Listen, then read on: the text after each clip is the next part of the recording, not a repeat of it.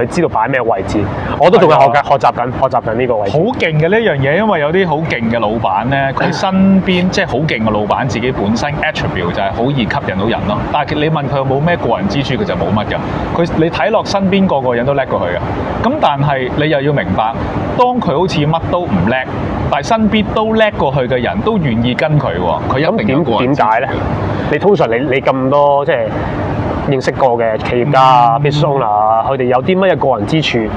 幾樣嘅，可能係利益夠大啦，利益分配夠平均啦，即係老闆肯讓利先，即係唔會自己賺晒，身邊啲兄弟伙計都有錢賺，咁呢個第一啦，肯讓利先啦。咁第二佢會 show appreciation 啦，溝通嗰方面亦都係 show 到一啲個人之處，令到人哋好舒服同埋合作嘅。